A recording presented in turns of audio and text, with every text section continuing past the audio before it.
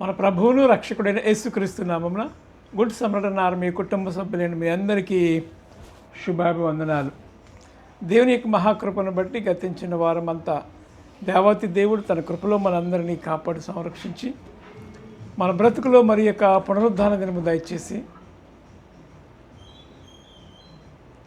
నూతన ఆదివారంలోనికి అనగా త్రిత్వ ఆదివారంలోనికి మనందరినీ ప్రవేశపెట్టినటువంటి దేవాతి దేవునికి మనమందరము కూడా స్తుతులు, స్తోత్రాలు, వందనాలు, కృతజ్ఞతలు చెల్లించవలసిన వారమై ఉన్నాము.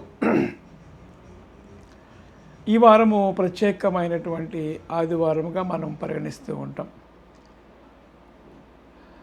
అదేమిటి అంటే త్రిత్వ సీజన్లోనికి మనం వెళ్ళిపోతూ ఉన్నాం. ఈ త్రిత్వ సీజన్ అడ్వెంట్ సీజన్ వచ్చేంత వరకు దాదాపు 25 వారాలు కొనసాగుతూ ఉంటుంది. అన్ని సీజన్ల కంటే ఈ త్రిత్వ సీజనే ఎక్కువగా ఉంటూ ఉంటుంది. లెంట్ సీజను, త్రిత్వ సీజను, ఈ రెండు ఎక్కువగా మనకు కనిపిస్తూ ఉంటాయి. ఈ సీజన్ అన్నిటికంటే ఈ త్రిత్వ సీజను ఎక్కువ దీర్ఘకాలముగా, అంటే దాదాపు క్రిస్మస్ సీజన్ వచ్చేంత వరకు, అడ్వెంట్ సీజన్ వచ్చేంత వరకు కొనసాగుతూ ఉంటుంది. ఈ త్రిత్వ సీజన్లో మరి ముఖ్యంగా మనం ఆలోచించవలసినటువంటి విషయం ఏంటంటే తండ్రి, కుమార, పరిశుద్ధాత్మ త్రియేక దేవుని పేరట మనము ఆరాధన చేస్తూ ఉంటాం. ఈ త్రిత్వ కాలంలో దేవుడు మన కొరకు చేసినటువంటి గొప్ప కార్యములు, త్యాగములు, ఇవన్నీ మనం ధ్యానం చేస్తూ ఉంటాం. మరి ముఖ్యంగా మానవ జీవితాన్ని దేవుని యొక్క వాక్యముతో పెనవేసుకుంటూ బైబిల్ అంతా కూడా ఈ సీజన్లో మనం స్టడీ చేయడానికి అవకాశం ఉంటుంది. ఈ త్రిత్వ సీజన్లో పాత నిబంధన టచ్ చేస్తాం, పత్రిక టచ్ చేస్తాం, సువార్త పాఠాలు కూడా టచ్ చేస్తూ ఉంటాం. ప్రభు అయినటువంటి యేసుక్రీస్తు వారు పునరుద్ధరణే తిరిగి లేచి 40 దినములు అందరికీ కనిపించి హ్యాపీయవ దినమున మరి పెంతుకొస్తు పండుగ మనం జరుపుకోవడం కూడా జరిగింది. అటు తరువాత నుంచి ఈ త్రిత్వ సీజన్ ప్రారంభంలోకి వెళ్ళిపోతూ ఉంటాం. ఈ ఆదివారం కొరకు ఏర్పాటు చేయబడినటువంటి దేవుని యొక్క లేఖన అంశములుగా పాత నిబంధన పాఠ్యభాగముగా ప్రవక్త అయిన యెహెజ్కేలు గ్రంథము 18వ అధ్యాయము 30-32 వచనాలు, అలానే పత్రిక పాఠ్యభాగముగా అపోస్తలుడైన పౌలు కొరింథీయులకు రాసినటువంటి 2వ పత్రిక 13వ అధ్యాయము 14వ వచనం, అలానే సువార్త పాఠ్యభాగముగా పరిశుద్ధుడైన మత్తయి గారు రాసినటువంటి సువార్త 28వ అధ్యాయము 18వ వచనం మొదలుకొని 20వ వచనం వరకు. ఈ లేఖనములు మనకు ఈ వారము పాఠ్యభాగములుగా ఇవ్వబడి ఉన్నవి. ఈ లేఖనములను మనం ధ్యానం చేయడానికి ముందుగా పరిశుద్ధాత్మ దేవుని సహాయము, నడిపింపు కోరుకుందాం. కృపయు కనికరము గల ప్రియ పరమ తండ్రి, వందనములు, స్తుతులు, స్తోత్రులు నాయన దేవాని కృపను బట్టి ఉదయకాల సమయంలో మరి ఒక్కసారి నీ పాసనకు వచ్చి ఉన్నాం. దేవా, గతించిన వారమంతా నీ రెక్కల చోటును మమ్మల్ని కాపాడు సంరక్షించి మా బ్రతుకులో మరి యొక్క పునరుద్ధాన దినము దయచేసి నీ సన్నిధానంలో నీ బిడ్డలుగా మేమందరము చేరి నేను స్తుతించి కనపరిచి ఆరాధించి భాగ్యాన్ని మీరు మాకు ఇచ్చినందుకు వందనాలు చెల్లిస్తూ ఉన్నాం. కొద్ది నిమిషములు నీ వాక్యం ధ్యానింపైనటువంటిగా నీ ఆత్మచేత నన్ను మమ్మల్ని నింపి నడిపించండి. నా నోటి మాటలు, నా హృదయ ధ్యానం మీ దృష్టికి అంగీకారముగా చేయమని మహిమ పొందుకోమని ప్రియకుమారుడు రక్షకుడైన యేసుక్రీస్తు నామమున ప్రార్థించి వేడుకొనుచున్నాము తండ్రి, ఆమేన్. ఈ త్రిత్వము తరువాతి ఈ త్రిత్వ ఆదివారంలో దేవుడు మనతో మాట్లాడుతున్నటువంటి ఆధ్యాత్మిక సత్యములు ఏమిటి అంటే మనము దేవుని వైపు తిరగాలి, మనము దేవునితో నడవాలి, మనలో ఉన్నటువంటి బలహీనతలన్నీ కూడా తొలగించుకొని పరిశుద్ధులైనటువంటి యేసుక్రీస్తు వైపు మనము తిరుగుతూ ఉన్నప్పుడు దేవాతి దేవుడు మన అతిక్రమములన్నింటినీ కూడా తుడిచివేసి మనకు నూతన హృదయమును, నూతన స్వభావాన్ని ఇస్తాను అని వాగ్దానము చేస్తూ ఉన్నాడు. ఒక ఇశ్రాయేలు ప్రజలతో మాత్రమే కాదు, వాస్తవానికి ఆలోచన చేస్తూ ఉంటున్నప్పుడు ఈ యెహెజ్కేలు గ్రంథము ఈ మనకి ఇవ్వబడినటువంటి అధ్యాయంలో ఇశ్రాయేలు ప్రజలతో దేవుడు ప్రవక్త అయినటువంటి యెహెజ్కేలు ద్వారా మాట్లాడుతున్నటువంటి మాటలు మనం ఆలోచన చేస్తూ ఉన్నాం. యెహెజ్కేలుతో మాట్లాడుతున్నటువంటి మాటలు ఇజ్రాయేలు ప్రజల కొరకు మాత్రమే కాదు, కానీ వాక్యమును ధ్యానము చేస్తున్నటువంటి మనతో కూడా దేవుడు మాట్లాడుతూ ఉన్నాడు. దేవుడు ఎప్పటికప్పుడు మనలను తన వాక్యము ద్వారా సరిచేసే దేవుడు. దేవుని వాక్యము ఎలాంటిదో మనందరికీ తెలుసు కదా. చాకలి వాని సబ్బు వంటిది, కంసాలు వాని అగ్ని వంటిది, బండను బద్దలు చేయి సుత్తి వంటిది అనేటువంటి మాటను మనం చూస్తూ ఉన్నాం. దేవుడు సూటిగా మనతో మాట్లాడుతున్నటువంటి ఆధ్యాత్మిక సత్యం ఏమిటి అంటే, మీ జీవితాన్ని సరిచేసుకోండి, మిమ్మల్ని మీరు దిద్దుకొని నా దగ్గరకు వచ్చినట్లయితే మీ పాపములన్నింటినీ నీకు జ్ఞాపకం చేసుకోను, నేను మిమ్మల్ని శుద్ధి చేస్తూ ఉంటాను. గత 2 వారాల క్రితం మీ మీద శుద్ధ జలము చల్లుతాను అని వాగ్దానం చేసిన దేవుడు, నూతన హృదయాన్ని మాంసపు గుండెను ఇస్తాను అని వాగ్దానం చేసిన దేవుడు ఈరోజు కూడా ఆయన మనతో మాట్లాడుతున్నాడంటే, మీరు మీ పాపములో ఉండి మీరు చనిపోతే నాకేమైనా సంతోషమా?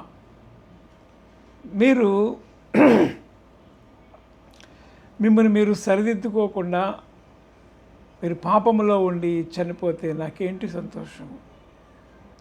మీకోసమే కదా నేను మరణించాను, మీకోసమే కదా నేను నా రక్తాన్ని కార్చాను, మీకోసమే కదా పరిశుద్ధుడైనటువంటి నేను పాపిగా మారిపోయాను.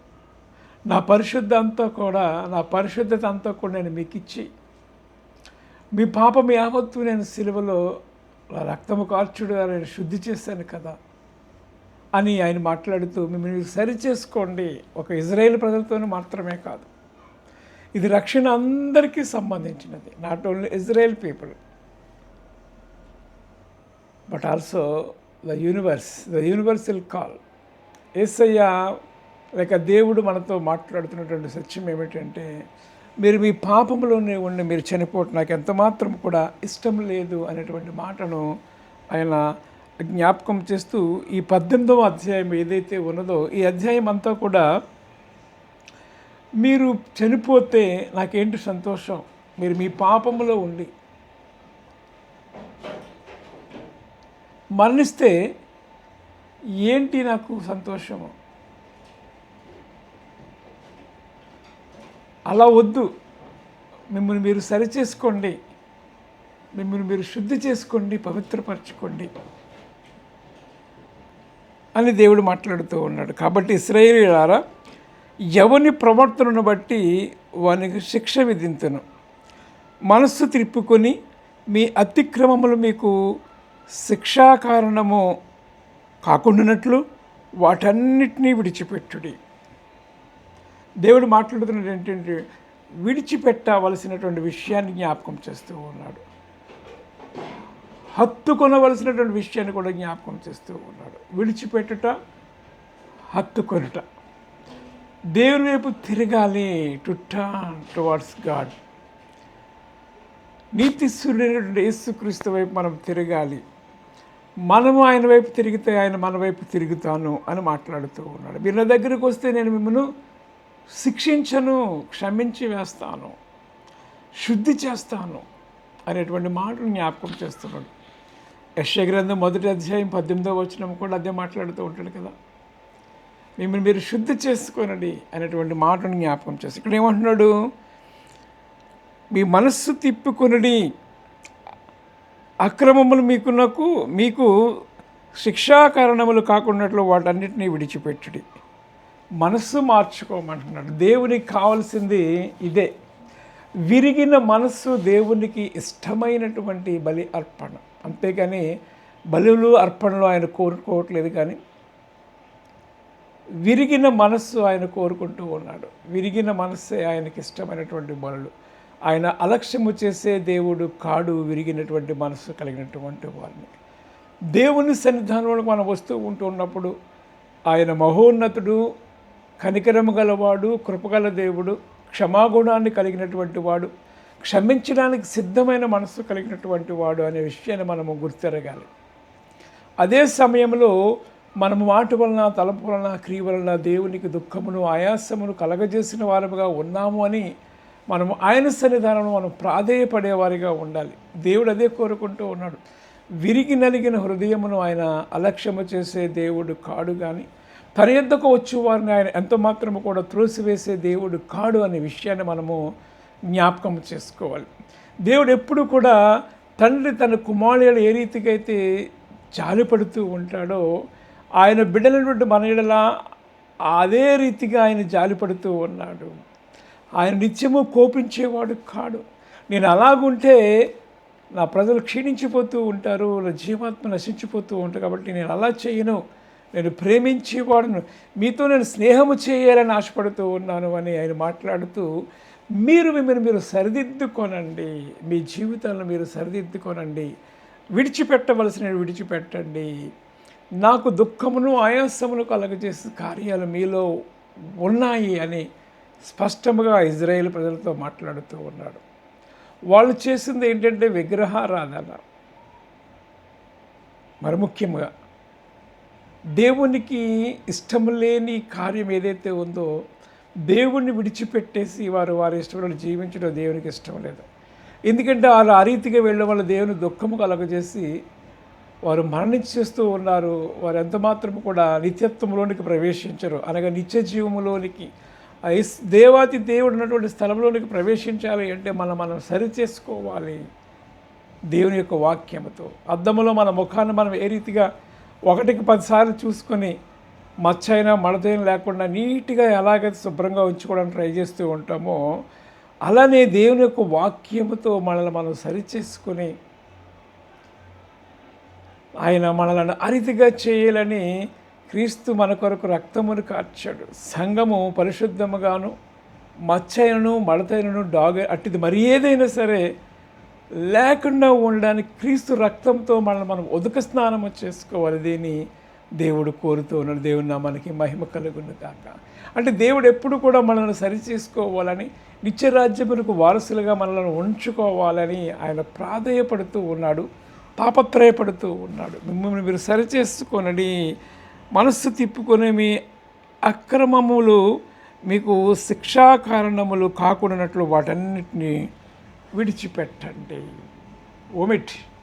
విడిచిపెట్టమని మాట్లాడుతూ ఉన్నాడు. మనలో దేవునికి ఇష్టం లేని కార్యాలు ఏమైతే ఉన్నాయో వాటిని విడిచిపెట్టాలి. వాటిని విడిచిపెట్టినట్లయితే నేను మీతో సహవాసము చేస్తాను, నేను మిమ్మల్ని నా కుమారులుగా కుమార్తెలుగా అంగీకరిస్తాను, స్వీకరిస్తాను అని ఆయన మాట్లాడుతూ ఉన్నాడు. ఇంకేమంటాడు?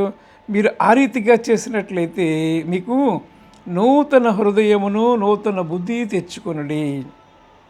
ఇశ్రాయేలీయులారా, మీరు ఎందుకు మరణము నొందుతారు? ఇదే ప్రభువైన యెహోవాకు మరణము నొందువాడు మరణము నొందుటను బట్టి నేను సంతోషించేవాడని కావున మీరు మనస్సు తిప్పుకొనడి, అప్పుడు మీరు బ్రతుకుదురు. మనస్సు తిప్పుకొనడి, అప్పుడు మీరు బ్రతుకుదురు. ఎవని మనస్సు నా మీద ఆదుకుని ఉంటుందో నేను వారిని పూర్ణ శాంతి గలవానిగా నేను చేస్తాను అని మాట్లాడుతూ ఉన్నాడు. ఎవని మనస్సు దేవుని మీద ఆధారపడుతూ ఉంటుందో, ఈ ఉదయకాల సమయంలో మన ఆలోచన విధానము, మన తలంపులు, ఇవన్నీ కూడా దేవుని మీద మనం పెడుతూ ఉన్నప్పుడు దేవుడు సరైనటువంటి మార్గములో మనం నడిపించడానికి అవకాశం ఉంది. అందుకే అంటే మీ మార్గములో ఆయనకు అప్పగించుకుని మీరు నడవలసినటువంటి మార్గము ఆలోచన చేసి ఏ రీతిగా మీ యొక్క నడవడిక ఉన్నది జ్ఞాపకము చేసుకొని నేను మాట్లాడుతూ ఉన్నాను. మీరు దుష్టత్వములో ఉండి చనిపోవడం నాకు ఏమైనా సంతోషమా? కాదు కదా. మీరు సంతోషముగా ఉండాలి అంటే మీరు మీ చెడ్డ క్రియలను, మీ పాత నడవడిని విడిచిపెట్టి, అదే అంటాడు కదా, ఎవడైనాను క్రీస్తునందు ఉన్న వాడు నూతన సృష్టి, పాతవి గతించను, సమస్తమును క్రొత్తవాయను. అంటే దేవుని బిడ్డలుగా మనం క్రీస్తు రక్తంలో కడగబడిన వారుగా మనలో పాత జీవితం అంతా తొలగించేసుకోమని మాట్లాడుతున్నాడు.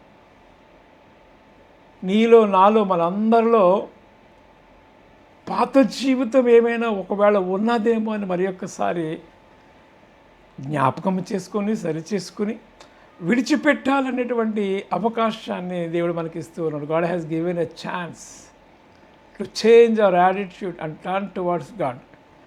మన జీవిత విధానాన్ని మార్చుకుని దేవుని వైపు మనం తిరగాలి అనేది దేవుని యొక్క ఉద్దేశ్యము. కాబట్టి ఆయన అంటున్నటువంటి మాట ఏంటంటే, నేను సిద్ధముగా ఉన్నాను, మీరు నా కొరకు ఎదురు చూస్తున్నట్లయితే నేను చేర్చుకోవడానికి నేను ఇష్టపడుచు ఉన్నాను అనేటువంటి మాటను ఆయన జ్ఞాపకం చేస్తూ ఆయన ఏమంటున్నాడంటే, మీరు దుష్టత్వములో ఉండటం నాకు ఇష్టం లేదు, విడిచిపెట్టండి, నాతో మాట్లాడండి, నా దగ్గరికి రండి, నాతో సహవాసం చేయండి, నేను కూడా మీతో సహవాసము చేయాలని ఆశపడుతూ ఉన్నాను అనేటువంటి మాటను ఆయన జ్ఞాపకం చేస్తూ ఉన్నాడు. ఈ ఉదయకాల సమయంలో మనలో ఉన్నటువంటి అవన్నీ బలహీనతలన్నీ మరొక్కసారి జ్ఞాపకం చేసుకుని విడిచిపెట్టి పరిశుద్ధుడు విశ్వాసమునకు కర్తయ్య దాన్ని కొనసాగించు అనేటువంటి యేసు వైపు మనము చూడాలని దేవుడు కోరుకొనొచ్చు ఉన్నాడు. ఈ అధ్యాయం అంతా కూడా అదే మాట్లాడుతూ ఉన్నాడు. ఈ అధ్యాయం అంతా కూడా 21వ వచనం 18-21 ఎహెజ్కేలు అక్కడ కూడా దుష్టుడు తాను చేసినటువంటి పాపములన్నింటిని విడిచి నా కట్టడలన్నింటిని అనుసరించి నీతిని అనుసరించి న్యాయమును జరిగించిన యెడల అతడు మరణమును అందడు, అవశ్యముగా అతడు బ్రతుకును, అతడు చేసిన అపరాధములలో ఒక్కటి కూడా నేను జ్ఞాపకము చేసుకొను అనేటువంటి మాటను జ్ఞాపకం చేస్తున్నాడు. అతడు నీతిని బట్టి అతడు బ్రతుకును, దుష్టుడి మరణమునందుడి చేత నాకు ఎంత మాత్రము లేక ఏమాత్రమైన సంతోషము కలుగునా వారు తమ ప్రవర్తనను దిద్దుకొని బ్రతుకుటయే నాకు సంతోషము. ఇదే ప్రభు అయిన యెహోవా వాక్కు.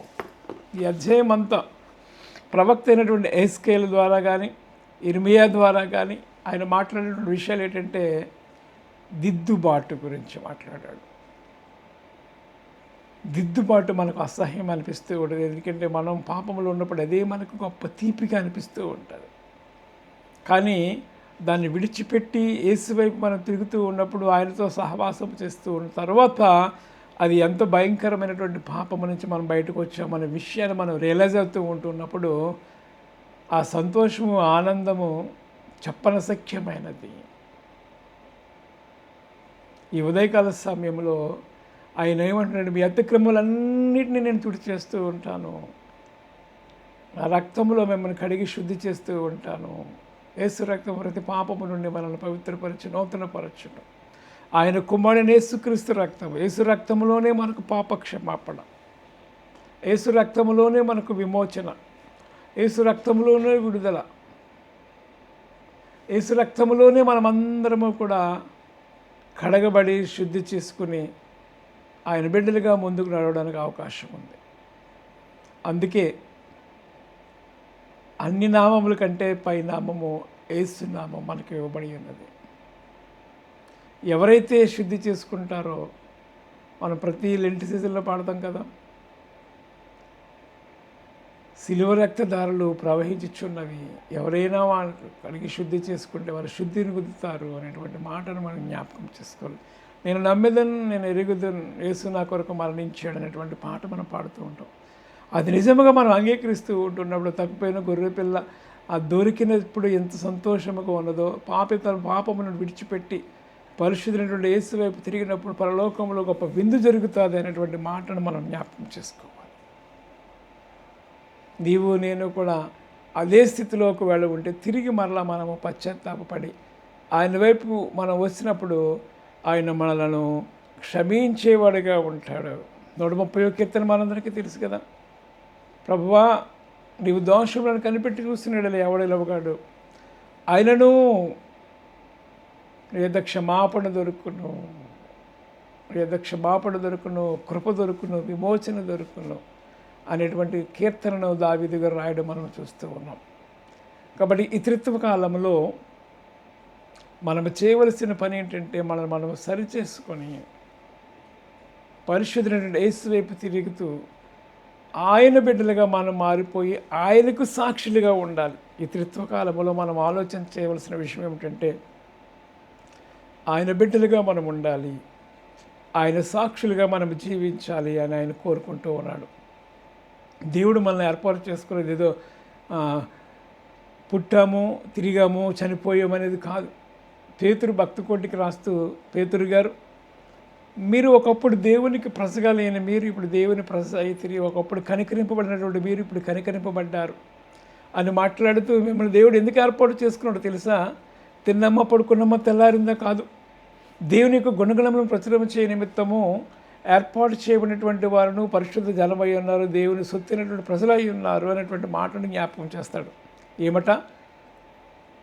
మనము ఏర్పాటు చేయబడినటువంటి వారము, దేవుని సొత్తైనటువంటి వారము, దేవుని ప్రజలమై ఉన్నాము అనేటువంటి మాటను పేతురు గారు మాట్లాడుతూ, మీరు ఇక మీదట మీ కొరకు కాదు కానీ క్రీస్తు కొరకు జీవించండి అని మాట్లాడుతూ ఉంటాడు. మనం పరదేశులం అనే విషయాన్ని ఇక్కడ తెలియజేస్తూ ఉంటాడు. ఈ లోకములో ఎన్ని సంవత్సరాలు జీవించినను మనం ఈ లోకాన్ని విడిచిపెట్టవలసిన వారమై ఉన్నాము. నిత్యత్వము అనేది అది నిత్య నరకం అవ్వచ్చు, నిత్య జీవము అవ్వచ్చు. మనం అక్కడ గడపబోతూ ఉన్నాము కలకాలము అనే విషయాన్ని జ్ఞాపకం చేసుకుంటే, మనము ఎక్కడ బ్రతకాలనేది భూమి మీద శరీరంతో ఉన్నప్పుడే మనం డిసైడ్ చేసుకోవాలి. ఇక్కడ మనం ఏ రీతిగా జీవించామనే దాన్ని బట్టి అక్కడ మనకు ప్లేస్ డిసైడ్ అవుతూ ఉండడం మనందరికీ తెలుసు కదా. క్రీస్తు రక్తంలో కడగబడి ఆయన కొరకు జీవిస్తూ ఉన్నప్పుడు ఆయన ఉన్న స్థలంలో నీవు నేను కూడా ఉండడానికి అవకాశం ఉంది. ఒకవేళ ఆ రీతికి కాకపోతే మన ఇష్టం మనం జీవించేస్తూ ఉంటే దేవుడు మనం విడిచిపెట్టేస్తూ ఉంటాడు. అందుకే మరి ఒక్కసారి వాగ్దానము చేస్తూ హెచ్చరిక చేస్తూ ఉన్నాడు, మిమ్మల్ని మీరు దిద్దుకునండి, మిమ్మల్ని మీరు సరిచేసుకోనండి, మీ పాప జీవితంలో నుంచి మీరు బయటికి రండి అనేటువంటి విషయాన్ని ఆయన జ్ఞాపకం చేస్తూ ఉన్నాడు.